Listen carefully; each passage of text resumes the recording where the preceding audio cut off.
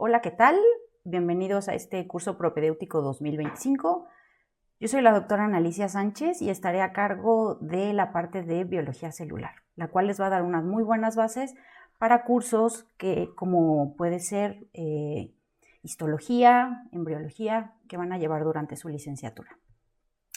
Me presento brevemente. Yo soy bióloga por parte de la Universidad Nacional Autónoma de México. Posteriormente realicé una maestría en ciencias en biología experimental. Tengo un doctorado en ciencias biomédicas por parte de la UNAM y he realizado estancias de investigación en el extranjero, estancias postdoctorales. Actualmente pertenezco al Sistema Nacional de Investigadores Nivel 1, soy miembro de la Sociedad Mexicana de Bioquímica y soy docente investigador en la Facultad de Medicina de 2017 a la fecha. Muy bien, entonces brevemente les voy a decir los temas de los cuales vamos a hablar. Vamos a dar una breve introducción a la biología celular. Vamos a platicar sobre bacterias, arqueas y eucariontes. Vamos a hablar sobre biología de membranas, organelos celulares y vamos a darle una ligera introducción a histología y embriología. Muy bien, vamos a comenzar con este primer tema de introducción a la célula. La imagen que les pongo en esta primera diapositiva muestra uno de los fósiles más antiguos registrados. Esta es una publicación del 2017 en una revista de muy alto impacto, que es el PNAS. Y aquí encontraron uno de los fósiles más tempranos que probablemente asemejan a bacterias actuales y datan de 3.400 a 3.500 billones de años. Entonces, con este fósil quiero que ustedes se sitúen y se imaginen cómo se tuvo que haber formado esta primera célula. ¿Qué componentes ustedes agregarían para algo, llamarlo ya una célula como tal? ¿De acuerdo? Entonces, vean, en esta imagen que les muestro, el origen de la Tierra se planea más o menos hace 4.5 billones de años. Y los registros de estos primeros procariontes, que son células sumamente sencillas, similares a bacterias, son células que carecen de estructuras membranosas en su interior, es decir, como una envoltura nuclear, mitocondrias, cloroplastos. Todas estas células carecen de esos componentes internos membranosos. Más o menos hace 2 billones de años se cree que surgieron estos primeros eucariontes, es decir, células que presentan estructuras membranosas en su interior, como la llamada envoltura nuclear. Vean, más o menos hace 1.5 billones de años se registran estos primeros protozoarios, que nuevamente eran células ya con núcleo, ¿sale? También por ahí se sospecha de registros de estas cianobacterias, que eran bacterias capaces de llevar a cabo fotosíntesis. No contaban con organelos como cloroplastos, pero sí contaban con clorofila y por lo tanto podían llevar a cabo procesos como la fotosíntesis, ¿no? Y ya de manera más cercana, ¿no? El surgimiento de las primeras plantas, ¿no? De animales como peces, reptiles, anfibios, mamíferos, hasta aves y mamíferos, ¿de acuerdo? Entonces, nuevamente quiero que se sitúen en estos orígenes, ¿no? de los primeros procariontes. ¿Qué características tenían estas primeras células? ¿Qué tuvo que ocurrir para que algo le pudiéramos ya considerar como una célula? Entonces, en esta imagen que les pongo, vean cómo había ciertas biomoléculas. Acuérdense que biomoléculas están compuestas por cadenas de carbono con distintos grupos funcionales y podemos conformar lípidos, carbohidratos, proteínas, ácidos nucleicos. Entonces se cree en este origen de la vida que en algún momento hubo una membrana, es decir, una cadena de fosfolípidos o de algún componente lipídico que pudo separar un contenido interno de un contenido externo. Este fue un requisito fundamental para poder llamar a algo célula. ¿Sale? Entonces, característica número 1, la presencia de membranas es un requisito fundamental para el surgimiento de estas células. Segunda característica importante es que esta membrana que era capaz de separar contenido interno de externo podía heredar información genética a células hijas. Entonces aquí les pongo un esquema muy sencillo que muy probablemente hayan visto en libros de biología celular, donde está esta cadena, ¿no?, de material genético que lo que va a hacer es llevar a cabo estos ciclos de replicación. Tal vez recuerden que estos procesos de replicación se les llama, o sea, a partir de estas dobles cadenas se van a separar y a partir de un templado de la cadena de la célula madre se va a complementar y se va a sintetizar la cadena complementaria para la célula hija, ¿sale?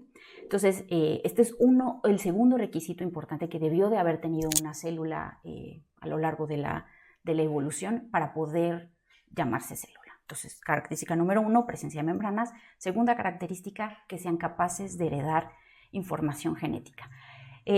Aquí les estoy poniendo el caso del DNA, pero en un principio de la evolución incluso se consideró al RNA como portador de la información genética. Todo esto, hay antecedentes, ¿no? Hay unas ribosimas, ¿no? Hay ciertos registros que nos hacen referencia a que en algún momento las células heredaron información genética a través de RNA, ¿no? Y no necesariamente DNA como lo hacen hoy en día todas las células, ¿no? Más adelante vamos a hablar con más detalle y hacer referencia a esto, ¿sale? Entonces, el hecho de que yo a partir de esta célula madre abra mi cadena y sintetice la cadena complementaria, se le llama replicación semiconservativa, ¿de acuerdo? Entonces, a lo largo de la evolución hubo estos ciclos repetitivos de crecimiento y división celular. Entonces, tenían una membrana y eran capaces de heredar su información genética. Tercera característica que sí o sí deberían de tener algo para que se le considere como una célula es la presencia de funciones catalíticas. ¿A qué me refiero con un proceso catalítico? Con un proceso de degradación. Estas células tenían que ingresar nutrientes, tenían que retirar desperdicios de la célula, había proteínas o RNAs que tenían esta capacidad de llevar a cabo funciones catalíticas, ¿sale? Entonces ese es el tercer requisito para poder llamar a algo célula, ¿no? También recuerden que las enzimas son las que llevan a cabo estos procesos de replicación del DNA. Yo necesito enzimas que complementen, ¿no?, que sinteticen esta cadena. Entonces participaban en todos estos procesos para llevar esta continuidad de la vida, ¿sale? Entonces esos son los tres requisitos principales. Vean, en esta diapositiva les pongo más ejemplos de funciones catalíticas y a qué me refiero. Todo este capítulo me baso mucho en el libro del Albert, en la versión 2024, y les ponen esta imagen de una lisosima. La lisosima es una enzima muy frecuente, por ejemplo, lo pueden encontrar en lágrimas, ¿no? Y lo que hacen esas lisosimas es romper carbohidratos, ¿no? Rompen cadenas de polisacáridos que muchas veces recubren bacterias, ¿no? Entonces es una manera en la que nos podemos proteger de infecciones bacterianas gracias a la actividad catalítica, es decir, de degradación de estas cadenas de carbohidratos que tienen las bacterias, ¿no? Y que la lisosima puede degradar. Entonces son ejemplos que vienen de manera muy clara en el capítulo del libro. Entonces esas tres características de las cuales les hablé son de células que a lo largo de la evolución consideramos necesarios para denominarlas células y que permitían la continuidad de la vida. Pero hoy en día todas las células tienen y almacenan su información genética a manera de DNA, ¿no?, de este ácido desoxirribonucleico, que muy probablemente van a hablar de manera mucho más detallada en cursos de bioquímica, de cómo interactúan estos nucleótidos entre sí, ¿no?, de cómo a través de enlaces fosfodiesteros forman el polímero de una cadena y de manera complementaria a través de puentes de hidrógeno, ¿no?, se forman esta doble hélice. Entonces, hoy en día todas las células que conocemos están conformadas almacenan su información a manera de DNA. Y todas replican su información genética de esta manera en las que ya les comenté en diapositivas anteriores, ¿no?, de manera semiconservada. Nuevamente, de manera muy breve, les comento que las cadenas complementarias de la célula madre se separan y con ayuda de múltiples enzimas, que son proteínas, lo que vamos a hacer es sintetizar la cadena complementaria, ¿no? Por eso se le llama que es semiconservada, porque en las células hijas solo voy a conservar una copia de la cadena de la célula madre. Muy bien. Vean, este es un esquema que nuevamente viene en el mismo capítulo del libro, ¿no?, donde de manera sumamente resumida les comento cómo están conformados estos bloques de DNA. Acuérdense que un nucleótido está constituido por un fosfato, una base y un nucleótido. En este caso les están poniendo la guanina. Estos van a interactuar, ¿no? Estos diferentes bloques van a formar un polímero a través de estos enlaces fosfodiéster y nuevamente con ayuda de enzimas la célula es capaz de sintetizar la cadena complementaria, ¿no? Durante esta replicación semiconservativa. Una vez ya conformada, ¿no? Se forma esta hélice, ¿no? Que todos han visto en imágenes en diferentes tipos de libros, ¿sale? La tercera característica de las células actuales es que transcriben porciones de su información genética en intermediarios de RNA, ¿no? De ácido ribonucleico, que nuevamente su estructura y su composición la van a ver con mucho más detalle en clases de bioquímica. Entonces, a esto se refiere con el dogma central de la biología molecular. El dogma central de la biología molecular lo que te dice es que a partir de esta cadena de DNA, yo voy a sintetizar pequeños pedacitos de RNA que se van a traducir en proteínas, ¿sale? Entonces, DNA, RNA y proteínas. Ese es el dogma central de la biología molecular. Se llama dogma, no nos gustan mucho los dogmas en ciencia porque en ciencia nos gusta comprobar las cosas. Sin embargo, esto lo propusieron Watson y Crick y no tenían todas las pruebas para decir que esto sucedía de manera correcta y ellos le llamaron dogma porque no tenían todas las pruebas, pero estaban seguros que se comportaba. Estudios posteriores demostraron que así ocurría y a eso se refiere, ¿no? Que yo a partir de DNA voy a sintetizar pequeños mensajeros de RNA y estos van a ser traducidos con ayuda de los ribosomas en cadenas de polipeptídicas, ¿sale? En proteínas que tienen funciones catalíticas, ¿de acuerdo? Entonces, todas las células funcionan a través de estos intermediarios, en sintetizar intermediarios de RNA, ¿de acuerdo? Entonces, este es un ejemplo también muy sencillo, ¿no? De la quinta característica de que todas las células traducen de la misma manera estos RNAs a proteínas, ¿de acuerdo? Entonces, aquí les pongo un esquema muy sencillo, ¿no? De cómo yo voy a tener esta cadena de RNA y voy a establecer marcos de lectura que van a establecer unos codones. Esos codones van a interactuar con cadenas de anticodones que están en los ribosomas, van a ir incorporando el aminoácido correcto dependiendo del codón que esté interactuando con el anticodón y por lo tanto yo puedo ir sintetizando en el ribosoma la síntesis de proteínas. Esto es una manera muy resumida de platicarles este proceso de traducción de las proteínas que todas las células actuales lo llevan a cabo, ¿de acuerdo? Entonces, vean, este es otro esquema para que les quede mucho más claro este proceso de traducción de proteínas, ¿no? Nuevamente lo que les están esquematizando es que estos esquemas en verde son los ribosomas. Acuérdense que los ribosomas son estructuras de RNA y proteínas que se van a encargar de atrapar estos RNAs, establecer los marcos de lectura y ir insertando los diferentes RNAs de transferencia que van a ir interactuando con el codón correspondiente, ir insertando el aminoácido que le corresponde y de esta manera yo sintetizar la cadena polipeptídica correspondiente a este RNA. Entonces, de esta manera yo a partir de RNA voy a sintetizar una cadena polipeptídica, ¿sale? Todas las células actuales funcionan de la misma manera, ¿sale? Entonces, hasta esta parte de la charla yo ya les hablé de las características que tuvieron las células cuando se formaron, ¿no? En sus orígenes y las 5 características que tienen todas las células actuales.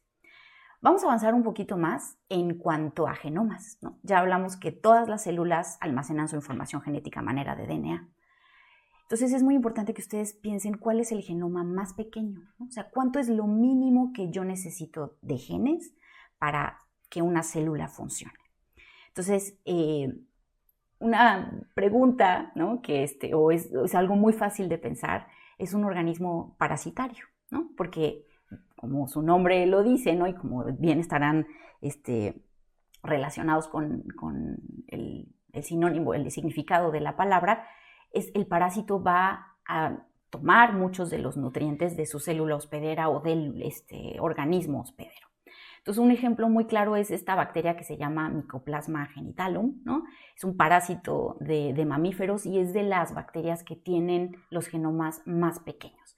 Es una célula que puede vivir con menos de 500 genes y 500 genes son muy poquitos genes, ¿de acuerdo? Se han hecho cálculos de cuánto sería lo mínimo que se necesita, más o menos hay cálculos de entre 200 y 300 genes. Les digo, el caso de Mycoplasma tiene 500 genes, al ser un organismo parasitario, ¿no? Y de estos genes se ha visto que todos los organismos compartimos aproximadamente 60 genes, ¿sale? Sin excepción, son los que se necesitan para que, o sea, son de estos genes que comparten todas las células secuenciadas hasta el momento, ¿de acuerdo? Entonces, es muy importante que nosotros podemos comparar, ¿no?, estos genomas de las diferentes especies y al hacerlo se han identificado 3 grupos biológicos principales, ¿no?, que es importante que los identifiquen. Entonces, si yo meto la secuenciación de todas estas secuencias de material genético, se identifican estas 3 grandes ramas. Las ramas de las bacterias, de las arqueas y de las eucarias. Yo ya les hablé un poco de las bacterias, que son estos organismos procariontes que carecen de estructuras membranosas en su interior, ¿sale? No tienen una envoltura nuclear, no tienen mitocondrias, no tienen retículo endoplásmico, un aparato de Golgi, o sea, son organismos relativamente sencillos, ¿de acuerdo?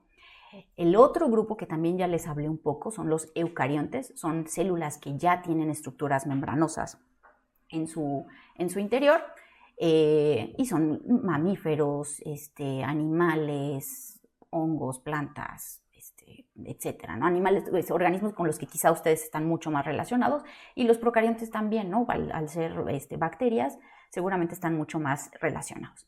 Pero justo en medio de estos 2 grandes grupos hay un tercero, que son las arqueas, y que quizá estas tal vez no estén tan relacionados con ellas. Las arqueas son un grupo muy interesante porque si ustedes los ven en un microscopio, pueden ser muy similares a bacterias y lo podrían catalogar como bacterias.